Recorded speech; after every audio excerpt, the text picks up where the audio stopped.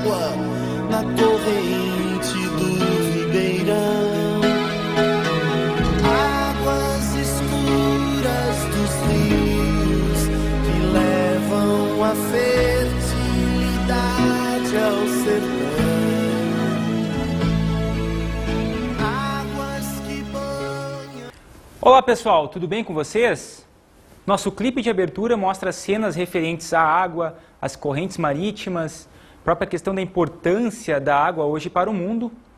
E dessa forma, o tema da nossa aula de hoje é correntes marítimas, plataformas continentais e o litoral brasileiro. Então, dando início à nossa aula, vamos agora estudar um pouco sobre as correntes marítimas. Como elas se formam e quais as influências dessas correntes para as populações. As correntes marítimas são formadas a partir de diferenças em relação à temperatura e também em função da pressão no nível dos oceanos. Como existem diferenças entre as latitudes do globo, por exemplo, quanto mais próximo aos polos eu tenho maior quantidade de frio, e quanto mais próximo à região do Equador, maior a quantidade de calor, as diferenças na água que circula entre os oceanos do Polo Sul em direção ao Equador, por exemplo, vão acabar de alguma forma contribuindo para que ocorram correntes de diferentes níveis em termos de temperatura, pressão e também salinidade, ou seja, a quantidade de sal presente nessa água. Como, na verdade, o homem dividiu o globo a partir de alguns oceanos também, eu vou ter uma diferença gradativa em relação às áreas de ocorrência das principais correntes. Mas, na verdade, a água que circula no globo é a mesma.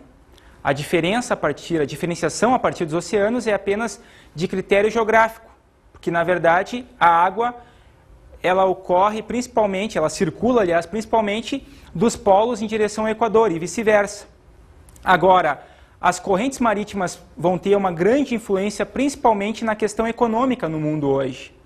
À medida que eu tenho uma diferença de temperatura entre uma corrente fria para uma corrente quente, na medida em que essas correntes se chocam, digamos assim, eu vou ter um processo de ressurgência. Processo esse que pode, inclusive, influenciar a questão da pesca em áreas como, por exemplo, no Peru. No litoral peruano eu vou ter uma diferença nas temperaturas das águas oceânicas, principalmente no Oceano Pacífico, e essa diferença na temperatura vai fazer com que algumas espécies de peixes mais adaptadas a um clima frio possam, de alguma forma, prevalecer nessa área. As correntes marítimas também influenciam na questão climática do globo. Em áreas onde a corrente é fria, eu posso ter a formação de um deserto, principalmente na associação entre a corrente marítima e o relevo. Um exemplo clássico dessa influência foi a formação do deserto de Atacama, no Chile. Deserto esse que foi originado principalmente em função da questão das correntes frias, no caso a corrente de Humboldt, que influencia na questão climática a partir da formação das chuvas na área, só que essas chuvas não chegam até as áreas continentais do Chile em função da existência da Cordilheira dos Andes. Então, como não ocorrem muitas chuvas naquela área, eu vou ter a formação na sequência de um deserto, no caso do deserto de Atacama. Mas será que a população nas ruas consegue diferenciar as correntes e saber o que são realmente as correntes? Nossa equipe foi até a rua perguntando isso. Roda aí.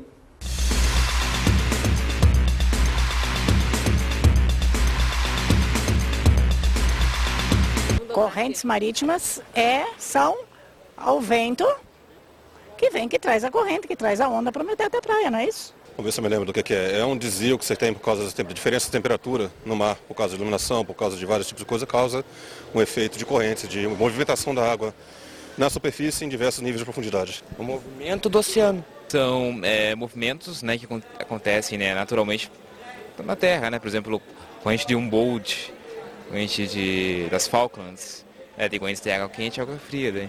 E agora, você acha que elas são importantes? Elas influenciam na nossa vida? Definitivamente. Por quê? Porque elas influenciam a temperatura também, influenciam a precipitação, influenciam vários fenômenos meteorológicos por causa da movimentação de águas. Influencia. Se não tivesse corrente marítima, Não haveria migração dos peixes. As correntes marítimas elas podem ocasionar desertificação, por exemplo, na própria África. Pode, digamos, aumenta muito a quantidade de peixes ali no litoral ali do Peru. O modelo meteorológico é muito complicado. O que acontece num lugar não deixa de influenciar em outro. Bem, vocês viram que a população possui algum conhecimento a respeito das correntes marítimas, principalmente nas suas influências em relação ao clima, em relação à questão econômica, e as correntes, na verdade, possuem formações relacionadas também às diferenças de temperatura. Dessa forma, para ilustrar a nossa aula nesse momento, nós vamos agora ver cenas do filme Procurando Nemo. Roda aí. Aí, a gente chegou, irmão! Dá um sinal! Tua estação tá aí, cara! Onde? Não dá pra ver! Ali! Eu já vi! Tá falando desse redemoinho de terror? É isso aí, irmão! É claro que é. Primeiro, escolhe um parceiro pra sair! Seu parceiro tá no esquema! Tá! Já é! O esguicho agora vai dar um toque de como sair na malandragem! Boa tarde! A gente vai fazer um salto bonito hoje! Tá legal dar um cutback quando bater na parede. Tem uma guinada sinistra no fundo, então cuidado! Não esquece, rema, põe e surfa! Ele tá querendo dizer alguma coisa, eu sei disso. Olha só, você é muito legal, mas eu não tô entendendo nada. Repete a primeira frase. Ô, água viva! Vai!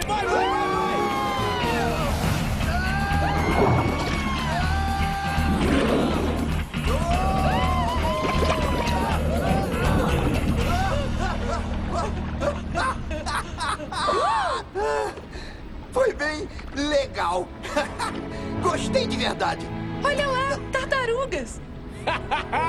Mandou bem! Agora virem essas nadadeiras pro outro lado e nadem em frente pra Sidney! Aí, vai na paz! Vai na paz. Valeu, irmão Crush. Tchau! Manda um abraço pro teu filhote! Bem, vocês viram que o filme mostra cenas aí dos peixes, é um desenho animado, né, mostrando os peixes circulando nas correntes. A própria existência das correntes, quando aparece uma corrente, aí os peixes pegam literalmente essa corrente para adquirirem maior velocidade. E é um filme interessante para ilustrar essa questão da formação das correntes e as suas atuações em relação, inclusive, aos cardumes de peixes. Nosso próximo ponto agora é o estudo das plataformas continentais. As principais influências das plataformas, tanto em relação aos critérios de relevo, quanto em relação aos critérios econômicos decorrentes da existência dessas plataformas. Hoje, no Brasil, a plataforma continental tem uma grande importância, principalmente em termos econômicos. É justamente nessa área de plataforma que ocorre a prospecção do petróleo brasileiro. Mas as plataformas continentais representam, na verdade, uma continuidade das áreas continentais. Só que essas áreas estão, na verdade, submersas. E existem principalmente em função da questão do escoamento dos resíduos, dos sedimentos, a partir dos continentes. Nas áreas mais altas, no caso os planaltos, para as áreas de planície. Então eu vou ter a formação de uma espécie de relevo continuado, onde as plataformas continentais serão, na verdade, bacias sedimentares, ou seja, depósitos de sedimentos. Mas as plataformas continentais não são as únicas estruturas decorrentes dos processos sedimentares em relação ao litoral brasileiro. Ocorre também uma feição intermediária entre a plataforma continental e a elevação ossopé, chamada talude. O talude vai formar, inclusive, alguns cânions submarinos em função também de uma sedimentação e processos tectônicos associados à plataforma continental. Na sequência, eu vou ter um prolongamento depois do talude chamado elevação ossopé, com um nível maior em termos de altitudes em relação já ao mar. Então são feições, na verdade, de relevo, só que um relevo submarino. Ainda em relação às plataformas continentais, é importante frisar que a utilização econômica nessas áreas aumentou gradativamente, principalmente a partir da década de 1950 no Brasil, com a criação da Petrobras. esta empresa hoje consegue prospectar em alto mar, nas plataformas continentais, a partir das suas plataformas de extração, uma grande quantidade de petróleo. E hoje o Brasil já atinge quase níveis de autossuficiência em relação ao petróleo e seus derivados. Então é claro que a plataforma continental é muito importante em termos econômicos hoje. É justamente nessa área que o Brasil vai investir a maior parte dos seus recursos, principalmente visando buscar novas fontes, novas áreas de extração para o petróleo no Brasil. Mas a prospecção de petróleo na plataforma continental brasileira vai acarretar também alguns impactos ambientais para esta área. O vazamento de óleo dos navios cargueiros, de alguma forma, contribui para a redução de espécies marinhas. Então, obviamente que o governo, a partir da empresa estatal, no caso Petrobras, tem que ter uma preocupação maior também com a questão ambiental, buscando, obviamente, diminuir os impactos da atividade petrolífera no território brasileiro. Vamos falar agora sobre a estrutura do litoral brasileiro. O litoral brasileiro apresenta diferenças, principalmente no que diz respeito à questão da formação das feições presentes no litoral. Aqueles litorais que apresentam diferenças em termos de recortes no relevo vão apresentar também diferenças em relação à vegetação e também na forma como as populações vivem nessas áreas. A própria questão do turismo também associado a estas áreas, os litorais que são mais recortados, digamos assim, em termos de feições, são aqueles litorais que vão apresentar, inclusive, uma quantidade de temperatura maior em relação às suas águas e, obviamente, vão ser litorais mais propícios para o turismo também. Já em áreas onde o litoral é um litoral que apresenta uma quantidade menor de feições, é um litoral mais extenso em termos de continuidade, como, por exemplo, o litoral do Rio Grande do Sul, são litorais que vão apresentar, inclusive, temperaturas mais frias em função da latitude nas suas águas e também vão ser litorais que vão apresentar a própria cor da água diferenciada, são litorais considerados mais feios em relação ao turismo, por exemplo, são litorais que não atraem tantas populações de turistas de outros países, por exemplo, de outros estados brasileiros. E também eu vou ter uma diferença na questão da quantidade de algas existentes, ou seja, o tipo de população marinha presente nesses litorais vão ser diferentes para outras regiões brasileiras. Mas como ocorreu a ocupação do litoral brasileiro? Inicialmente, os primeiros povos a habitarem o litoral brasileiro foram os índios. Tinham toda uma alimentação vinculada ao mar, os frutos do mar existentes alimentavam as populações indígenas e uma das provas da existência dessas populações nessas áreas litorâneas são os sambaquis, que na verdade são restos de conchas que comprovam a existência e a utilização das populações indígenas para as áreas litorâneas brasileiras. Passado esse período, nós vamos ter a ocupação efetiva do litoral brasileiro com a chegada dos portugueses, por volta de 1500. E aí eu vou ter a instauração das principais feitorias, capitanias hereditárias e depois as primeiras vilas e cidades. Ou seja, a população brasileira começa inicialmente a ocupar a faixa litorânea. E até hoje as principais cidades estão ou na faixa litorânea ou próximas a ela. À medida que ocorre uma expansão urbana das cidades litorâneas, eu vou ter uma série de impactos ambientais decorrentes dessa utilização. Um dos principais impactos ambientais hoje diz respeito à questão da formação dos bancos de areia, chamadas dunas, que são impedidas de existirem, principalmente em função da expansão urbana nas áreas litorâneas, na faixa de área próxima às praias. Nessas áreas hoje ocorre uma grande elevação em termos de construção civil, com a criação de prédios, de casas, que impedem no processo seguinte a formação das dunas. Então hoje eu tenho um grande número de organismos ambientais e mesmo dentro das prefeituras fiscalizando as construções e impedindo inclusive as construções nessas áreas de formação natural de dunas. Outro problema ambiental relacionado à ação urbana nos litorais, nas cidades litorâneas, diz respeito à questão do lançamento de dejetos, tanto industriais quanto residenciais, no mar. As principais cidades localizadas em áreas litorâneas, como o Rio de Janeiro, por exemplo, não tem ainda uma política pública das prefeituras, principalmente em relação ao lançamento de esgotos, dejetos, que muitas vezes ocorrem nas baías ou mesmo no mar. Então, é preciso que ocorra realmente uma preocupação ambiental maior com essas áreas, porque justamente a contaminação da água do mar nessas áreas acaba de alguma forma afetando inclusive populações ribeirinhas. Aqueles pescadores, os caiçaras, por exemplo, no litoral paulista e carioca, que necessitam da pesca, só que cada vez mais a pesca nessas áreas é prejudicada em função da poluição existente nessas áreas. Mas mesmo que ocorram índices altos de poluição nessas áreas próximas às principais cidades brasileiras, cidades litorâneas no caso, ainda assim eu vou ter uma pesca, no caso, muito mais efetiva em relação ao litoral brasileiro. Alguns estados, como Santa Catarina, se especializaram na pesca de lagostas e outros frutos do mar, principalmente em função dos preços praticados nesses tipos de peixes e crustáceos. São preços realmente altos em relação aos principais restaurantes, os principais mercados do Brasil, e obviamente que a pesca vai ser uma pesca profissional, aquela pesca que ocorre inclusive em alto mar.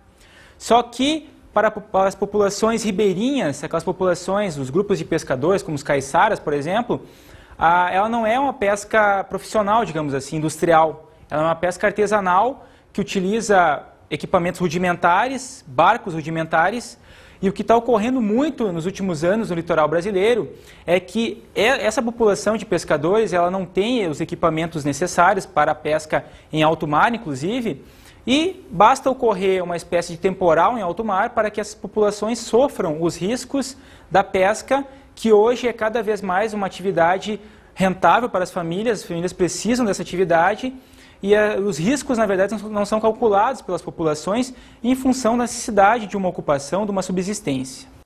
Outro fator importante em relação ao litoral brasileiro diz respeito à questão do turismo. Turismo esse que vem crescendo gradativamente, principalmente em função daqueles navios transatlânticos que chegam até a costa brasileira, trazendo turistas europeus, norte-americanos, japoneses, incentivando o turismo regional, principalmente no Nordeste brasileiro, mas os impactos decorrentes dessas ações também não são calculados. Só que em termos econômicos, a participação do turista ela acaba alavancando o comércio e a economia das principais cidades, cidades como Salvador, Fortaleza, Recife, Natal. São cidades que recebem grandes quantidades de turistas que injetam muitos capitais, muitos dólares e euros dentro das economias locais, com o turismo, visitando os prédios históricos, os museus, né? Visitando todas as atividades turísticas dessas grandes cidades litorâneas, principalmente em relação ao litoral nordestino. O turismo também vai trazer um certo impacto em relação ao uso do espaço, principalmente no que diz respeito ao surgimento de um novo conceito, no caso de privatização do espaço, na questão das praias, ou seja, algumas praias do litoral nordestino hoje possuem o seu uso vinculado a algumas redes hoteleiras. E nestas áreas, a população que não está hospedada não pode frequentar. Então, obviamente que a partir desses investimentos, até a questão do uso do espaço e a forma como ele é destinado, está sendo modificada em função das atividades ligadas ao turismo, sobretudo na região nordeste do país. Outro impacto decorrente da questão do turismo, principalmente em relação à região nordeste, diz respeito à questão das trocas culturais e das mudanças culturais impregnadas na população, principalmente em função de um turismo voltado para o público estrangeiro. O que ocorre? As populações ribeirinhas, principalmente do litoral nordestino, vão de alguma forma mudar os seus hábitos, as suas formas de sobrevivência atreladas à pesca, por exemplo, em função de trabalhos que remuneram melhor, de uma forma melhor, principalmente em função da questão do turismo voltado para o estrangeiro. Então, aquelas populações que até então praticavam atividades artesanais, coleta e pesca, vão acabar criando toda uma atividade vinculada ao turismo, na questão dos guias, na questão também dos acessos aos comércios mais vinculados ao turismo, e vão de alguma forma alterar também os seus hábitos de vida. A prospecção de hidrocarbonetos é um outro fator importante para a economia vinculada à região litorânea. Nestas áreas, principalmente na Bacia de Campos, no litoral do Rio de Janeiro e também no litoral baiano, a prospecção a partir da descoberta da Petrobras de poços de petróleo, de alguma forma fortalecer inclusive a economia dessas regiões. Hoje a Petrobras tem tecnologia já desenvolvida para setores de profundidade, ou seja, a prospecção ocorre a partir da construção das grandes plataformas de prospecção, a partir de uma produção realizada nos estados do Rio de Janeiro e da Bahia, a produção de petróleo vai ser expandida e, obviamente, a partir de algumas leis federais, como aquela lei que vai ser, de alguma forma, efetivada a partir do ano de 1996, ocorre um processo de abertura da prospecção a partir da entrada de empresas estrangeiras no setor de exploração de petróleo em plataformas continentais. Então, algumas empresas dentro daquele grupo das 7 irmãs, como por exemplo a Shell e a Esso, vão começar a prospectar sobretudo na bacia de Campos, no estado do Rio de Janeiro. E esses municípios, no caso, que têm as plataformas, como por exemplo o município de Campos e o município de Cabo Frio, vão acabar adquirindo uma grande quantidade de royalties, ou seja, as empresas vão pagar royalties para esses municípios e esses municípios vão ter uma grande arrecadação de impostos a partir dos royalties. E obviamente que vai ocorrer uma redistribuição a partir dos royalties no sentido da população, ou seja, a partir da melhoria da saúde e da educação desses municípios, ou seja, a partir da prospecção do petróleo, os municípios começam a ter uma grande vantagem econômica e um desenvolvimento também no sentido das principais políticas sociais. A prospecção de petróleo também traz algumas consequências ambientais, principalmente a partir da prospecção em plataformas continentais. Nessas plataformas ocorreram, na verdade, alguns acidentes relacionados tanto à questão do trabalho, ou seja, por alguns acidentes relacionados em função de uma falta de qualificação em alguns casos, ou seja, uma falta de preparo para o trabalho na prospecção, e também em função dos processos decorrentes a partir desses acidentes de trabalho. Ou seja, em algumas plataformas da Petrobras ocorreram acidentes com posteriores vazamentos, esses vazamentos trouxeram consequências ambientais a partir do vazamento, ou seja, eu tive mortandade de peixes e outras espécies nas proximidades da plataforma, e também em relação à segurança do trabalho, eu tive uma redução no número de postos, principalmente em função dos casos de mortes que ocorreram dentro das plataformas. Vejamos agora o papel logístico do litoral. Um papel que está atrelado principalmente a uma ampliação do transporte de cabotagem, que na verdade é um transporte vinculado entre portos marítimos. Por exemplo, o Porto de Santos, que é o porto que tem a maior movimentação, vai, de alguma forma, receber algumas mercadorias provenientes de portos menores, como, por exemplo, o Porto de Rio Grande, no Rio Grande do Sul, que é um transporte que vem, digamos que tendo um aumento, principalmente em função das trocas comerciais acentuadas entre as regiões brasileiras e também no sentido de que os portos menores não têm capacidade para o transporte de mercadorias na quantidade suficiente, principalmente na questão da exportação. Então, em muitos casos, os portos menores precisam deslocar os seus cargueiros, seus navios, em direção ao grande porto brasileiro, que é o Porto de Santos. E a partir dali, em função de um transporte de contêineres muito mais eficiente, as mercadorias chegarão aos seus destinos finais, tanto em relação à Europa quanto aos Estados Unidos e Japão. Eu vou ter, inclusive, um processo de ampliação das exportações brasileiras. Hoje o Brasil consegue de alguma forma aumentar suas exportações, principalmente em função de uma ampliação do sistema portuário e também em função dos novos cultivos agrícolas que ganham mercados internacionais e também na questão industrial, já que o país passa por um processo acentuado de expansão industrial e que consegue inclusive aumentar os seus mercados internacionais. Para ampliação do transporte é necessário também uma ampliação dos portos, ou seja, à medida que a economia brasileira vai crescendo, o próprio governo federal pensa numa estratégia nova em relação aos portos. Dessa forma, os principais portos brasileiros começam a receber novos investimentos para suas modernizações. Exemplo dessas políticas ocorreram nos portos de Rio Grande, no Rio Grande do Sul, no porto de Paranaguá, no Paraná, no porto de Sepetiba, no Rio de Janeiro, e no grande porto brasileiro, no caso Santos, em São Paulo. Nesses 4 portos ocorreram investimentos maciços, principalmente na questão dos containers, ou seja, foram criadas áreas logísticas para o recebimento de grandes cargueiros e também para uma mais rápida digamos, atrelamento, mais rápido atrelamento, aliás, na questão da logística para a distribuição das mercadorias e acondicionamento delas. Ou seja, hoje, uma empresa que quer exportar consegue fazer isso em algumas horas, enquanto que há 20 anos atrás, por exemplo, levavam dias para que essa empresa conseguisse de alguma forma armazenar os seus produtos e na sequência exportá-los. Vamos ver agora como funciona o Plano Nacional de Gerenciamento Costeiro. O Plano Nacional de Gerenciamento, na verdade, é uma política do governo federal visando, sobretudo, uma utilização racional do espaço costeiro, do espaço litorâneo brasileiro, já que os impactos ambientais vêm aumentando gradativamente. Então, dessa forma, a partir de algumas políticas de controle do uso do espaço, permitem com que as ações nesses espaços sejam ações amenizadas do ponto de vista ambiental, ou seja, o impacto ambiental causado pelas populações e pelas empresas deve ser um impacto menor do que os impactos praticados atualmente, por exemplo. Os estados se comprometem a proceder a uma ordenação integrada e ao desenvolvimento sustentável das zonas costeiras, além de impedir, reduzir e controlar a degradação do meio marinho, melhorar o nível de vida das populações costeiras, manter a biodiversidade, ordenar os conhecimentos tradicionais e interesses das comunidades locais, preservar os ecossistemas frágeis, e fomentar a pesquisa e a troca de informações, valorizando os conhecimentos ecológicos tradicionais. Plano Nacional de Meio Ambiente.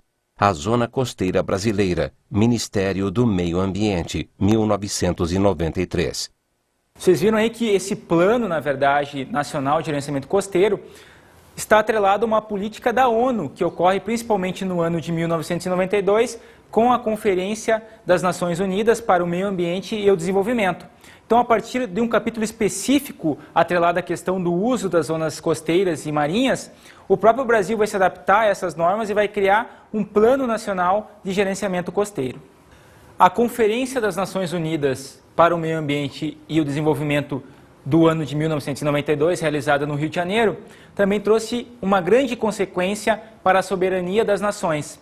Um grande exemplo disso é que a partir dessa conferência foi estabelecido o critério de revogação das chamadas 200 milhas de soberania dos países, ou seja, o Brasil tem uma soberania de 200 milhas em relação ao Oceano Atlântico.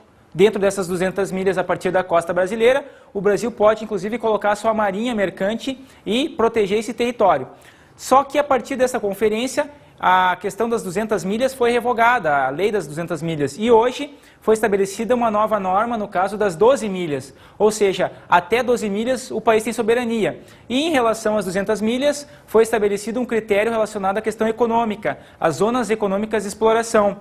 Então, aquela nação que vai, de alguma forma, prospectar recursos minerais, a questão da pesca nessas 200 milhas, vai poder manter a sua soberania sobre essas 200 milhas. Agora, aquela nação que não conseguir prospectar todos os recursos, pode, inclusive, ter que liberar o uso dessa área para uma outra nação que tem maior competência na exploração dos recursos. E finalizando, vamos ver o litoral brasileiro e suas principais ações econômicas. A partir de um processo acentuado de globalização econômica, as áreas litorâneas passam a representar um papel fundamental na questão da atrelação do território brasileiro com as demais áreas do globo. A partir de um sistema integrado de transportes, no caso marítimo, mas também em função das trocas relacionadas ao transporte aéreo e também na questão dos sistemas logísticos de telecomunicações, o litoral vai representar um papel fundamental na questão da inserção do Brasil no processo de globalização mundial. Ao mesmo tempo, o processo de globalização também vai acentuar os capitais investidos nas áreas litorâneas, principalmente no litoral nordestino, que é uma área extremamente benéfica para a atração de novos investimentos, tanto da rede hoteleira quanto das grandes empresas, grandes indústrias do setor alimentício, que vão buscar se instalar nessas áreas em função de uma demanda associada ao turismo, mas também por um público consumidor local nas principais capitais da região. Outro processo verificado na zona litorânea diz respeito à questão da urbanização acentuada em função de um predomínio atual daquele modelo associado ao Ocidente de que as pessoas que vivem próximas ao mar são mais felizes e têm uma melhor qualidade de vida. Então, muitas famílias, muitas pessoas relacionadas a alguns setores econômicos estratégicos vão buscar se instalar e morar e habitar, obviamente, nas áreas litorâneas em função dessa propaganda toda existente na questão da qualidade de vida associada ao mar. Bem, pessoal, em relação ao tema das correntes marítimas, plataformas continentais e o litoral brasileiro, era isso que tínhamos para a aula de hoje. Espero que vocês tenham gostado e vamos agora às nossas dicas de estudo.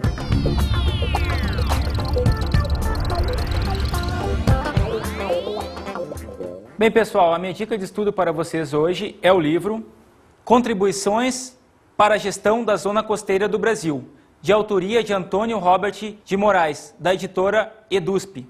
Este livro vai trazer as principais contribuições na questão do gerenciamento da zona costeira brasileira, com as principais leis a partir do Ministério do Meio Ambiente. É um livro importante para mostrar quais são as principais políticas do governo federal em relação a esta área de fundamental importância econômica que é a zona litorânea. Espero que vocês tenham gostado da nossa aula de hoje. Bons estudos e até a próxima!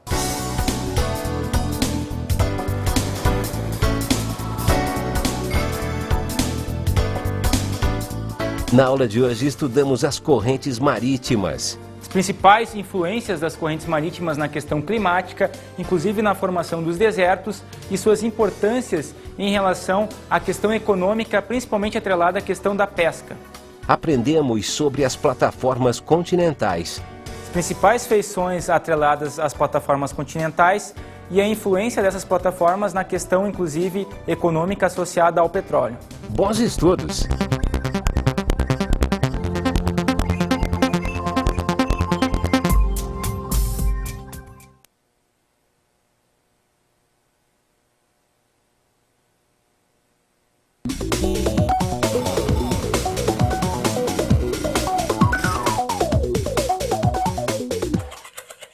Bem, professor, uma dica de estudo importante para a questão das plataformas, questão da zona litorânea brasileira e das correntes marítimas, é que você mostre para os seus alunos que a partir de uma evolução tecnológica, o próprio Brasil começa a colher os frutos de um desenvolvimento tecnológico vinculado à questão do petróleo.